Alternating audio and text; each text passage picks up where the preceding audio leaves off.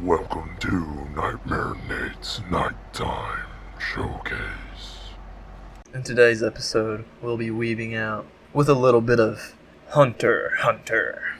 In Hunter x Hunter is a story filled with deep world building, creative power systems, and fascinating characters. Before we get into the thick of it, it's important to go over our protagonist's motivations. In the world of Hunter x Hunter, there is a profession known as being a hunter. They're basically people who can get away with doing anything, for the purpose of the law getting in the way of their sometimes very important work. Hunters obviously hunt, and there's a variety in the things that hunters hunt. Some hunt mystical beasts, others it may be extremely valuable items. And to obtain this status, these hunters have to go through extreme tests of strength, speed, and stamina, and their capacity for nin. Nin is this universe's equivalent for magic. So, with that out of the way, our protagonist's motivation for being a hunter, Gon, is to find his father, who is also a hunter, which I believe is just for the innocent reason of wanting to find his father. Through this journey, he gets pretty close. He finds his father's student, Kite. Kite is a character whose appearance is grim, so serious looking it could come off as depressing, which stands in contrast with his actual kind-heartedness. Kite is also extremely powerful, at least comparatively to our protagonists Gon and Killua. Gon wishes to accompany Kite in his hopes to learn more of his father. Kite agrees to this request, as he takes Gon and Killua under his wing. Kite, as a hunter, has been studying these unique biological life forms called chimera ants. They grow in power by the things that they consume, and soon begin eating humans, which in turn means that chimera ants can now produce nin. Kite sees this as an opportunity to train Gon and Killua. Kite, not realizing the gravity of how powerful these chimera ants could really be, they succeed in finding the chimera ants and slay them with relative ease. Eventually they run into a couple that do make them sweat, but at the end of the day, Kite still mops the floor with them. I mean, who could defeat someone as powerful as Kite? Eventually, Kite, Gon, and Killua run into a royal guard, top of the food chain with chimera ants. Gon and Killua are worthless against her, and even Kite, with how powerful that he is, cannot stand toe-to-toe with the monster. Though Kite is handicapped by having to worry about the safety of his less experienced companions. Kite falls. Gon erupts into a fury, Killua knocking him out and then quickly escaping, doing this to prevent Gon from fighting a battle that he can't win. Kite's death is a death used to elicit powerlessness. At least, that's how we experience it through Gon. Gon blames himself for Kite's death. Gon and us see Kite as a bastion of strength. Don't get me wrong, he is. But for us and Gon to see Kite fall so easily to a monster who eclipses even him is devastating. So much so that Gon goes into denial over it. Kite's death is about powerlessness, specifically how this powerlessness affects somebody like Gon. Gon feels as if he lacked the power to save Kite, and this feeling is a catalyst that tarnishes his soul.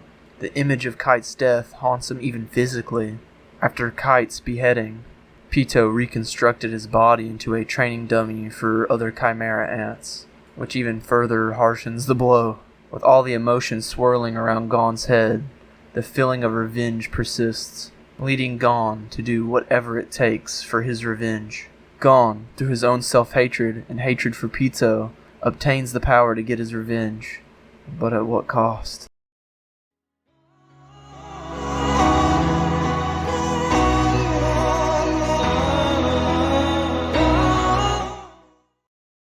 I'm gonna say it right now.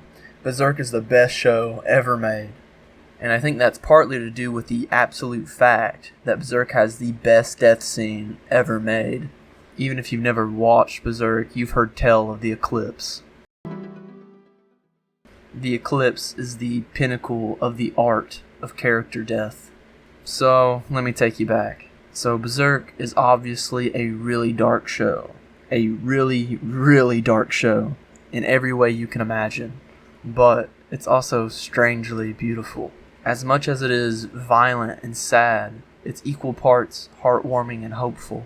Set in medieval ages, our protagonist Guts, born from the womb of a woman who was hung, is found and raised by a mercenary. These mercenaries take advantage of Guts, leading to Guts killing the mercenary who raised him and then running away. So now, as an adult, Guts' only way of communicating with the world and providing for himself is through hired killing, the only skill he was ever taught, and he's damn good at it. In a battle that Guts was hired in, he displays a huge showcase of strength, enticing a mercenary group who go by the name Band of the Hawk to seek him out, almost as if to test his strength and then acquire him. Guts puts up a respectable fight, but eventually falls to their leader Griffith, leading to Guts to concede and then joining the Hawk. Griffith's right-hand man nonetheless, to the dismay of Casca, a female member who had the position before Guts. We find Guts, for the first time in his life, find a place he belongs. He's needed, respected, and loved. He finds family, especially with Casca. Guts and the Band of the Hawk experience victory after victory. But you see, there's this ever-persisting current throughout the show of this feeling that the story continues to allude to something being up with Griffith. Case in point, the crimson egg he wears around his neck. Griffith is widely talented, but he's also narcissistic, willing to go to any lengths to achieve his dream of having a kingdom, even resorting to selling himself at one point. The most overt foreshadowing the show gives us is with the Hawk's encounter with the notorious Nosferatu Zod. The first real peek we get into the supernatural aspect of the show. Zod is a gargantuan man who has no trouble slaying the lesser members of the Hawks, leading to Guts having to face Zod one-on-one. Despite Guts' overwhelming strength, he cannot best a demon. Griffith finally shows up to assist Guts, but even together, they're no match. Zod intends to finish them both off, until he realizes that egg on Griffith's neck. Zod relents. Zod warns Guts that Griffith will be the end of him, and then flees the scene, bewildering Guts. Later on, at a formal ball, Guts overhears Griffith talking to a princess that he wishes to have a relationship with, for selfish reasons. Griffith then tells her that a true friend can only be someone who is equal to him, someone whose dream means so much to them that even if it conflicted with Griffith's, that they would still pursue it. This crushes Guts. So to be Griffith's friend, really, and to find his own dream, he leaves the Hawk after besting Griffith in combat, wounding Griffith's ego.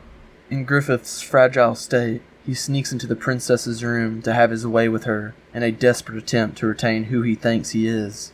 He is caught in the process, and is then arrested and tortured for years, leading to the almost complete destruction of the Band of the Hawk, with their efforts of trying to rescue their leader.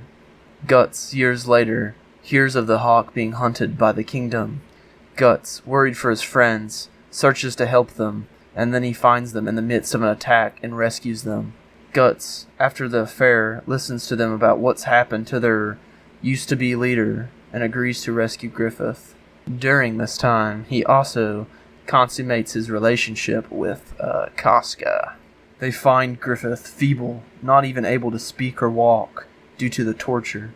Guts holds Griffith in sorrow, and Griffith, with what strength he has left, tries to strangle Guts. After escaping and the Band of the Hawk finding refuge in a meadow, Griffith contemplates his life as a vegetable and comes to the conclusion that he'd rather die than live life the way that he is. In his delusion, he even tries to have sex with Casca, just like with the princess, almost to obtain some sort of control back over his life. Griffith, in his sorrow, with what meager strength he has left, steals a caravan, driving it into a lake. He then pierces himself with a sharp piece of wood that he finds in the lake, in an effort to end his own life, failing at even this in his meager state. In frustration, Griffith smacks at the water, somehow magically finding the egg that was taken away from him during his capture. The blood from his neck awakens the egg. You see, Griffith was destined to become a god, and this egg is a symbol and a means of achieving that end. The only thing standing in Griffith's way is relinquishing his humanity by sacrificing his Band of the Hawk, and so he does. Griffith and his new horde of monsters ravage the Band of the Hawk, killing everybody that Guts cares for. And just to rub more salt into the wound, he rapes Casca as well, leaving her broken. The balls of this show to kill off almost the entire cast midway into the series is insane. And it not destroying the show, but to have it actually do the opposite, is nothing less than awesome. The Eclipse is an example, probably the best example, of how death can be used to show betrayal. And this might be the biggest betrayal ever portrayed in media. How anyone can watch Berserk and make it to the Eclipse and it not utterly break their hearts is beyond me. The Eclipse is so unfair and painful. You love all of the Band of the Hawk. Well, maybe not Corcus, but that's besides the point.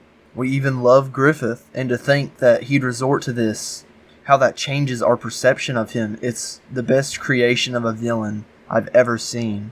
The Eclipse encapsulates the name of the show, Berserk, because that's what you feel during the Eclipse.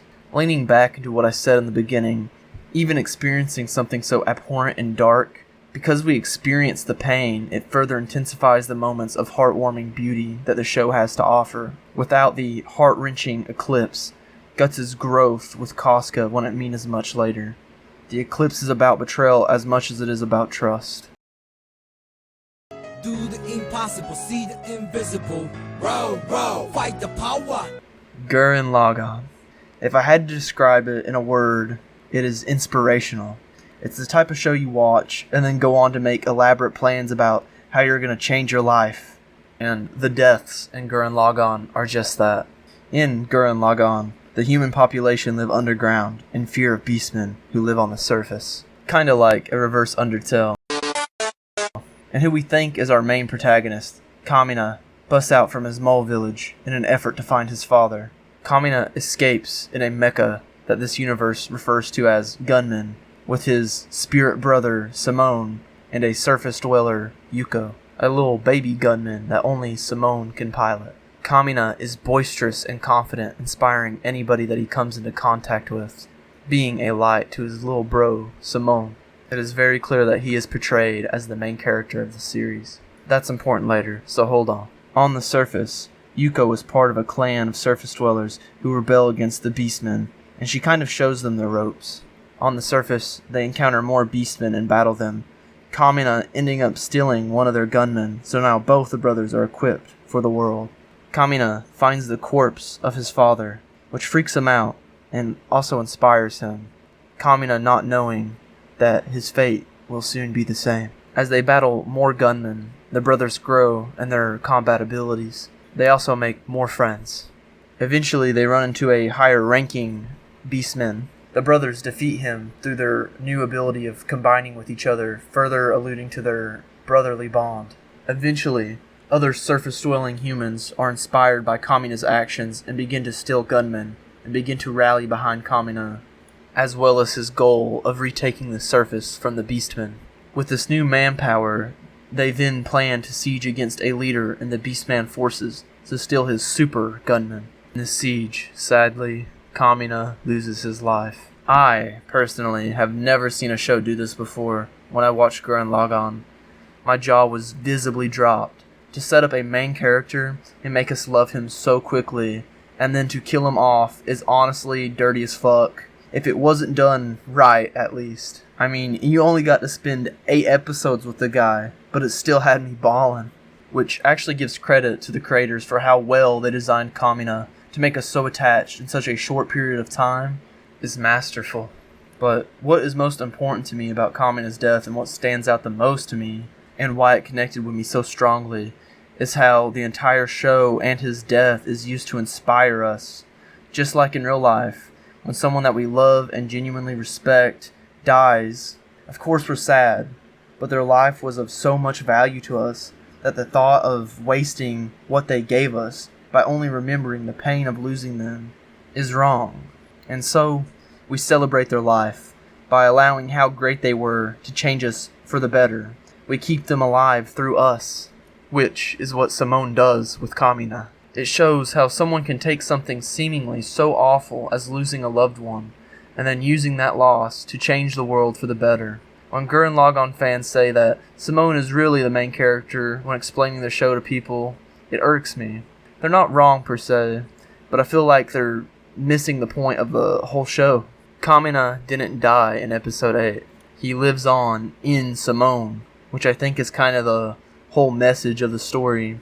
Even in the symbolism that the show was so advertent about, like with the spiral, Gurren Lagann and subsequently its deaths are about passing on the torch, the hope, the kindness, and the strength of what people have gave to you and honoring it. Honoring their light by doing the same thing for others. I think about this particular saying a lot when I think about Gurren Lagann, and I think it sums up the show's themes quite nicely. We're all standing on the shoulder of giants. So, that's the end of the video, guys. Thank you for making it to the end of the showcase, and I hope you've enjoyed it, and I hope that something I've said might have impacted you meaningfully in some sort of way or made you think about something differently. And so, since you've been so kind, please take it easy.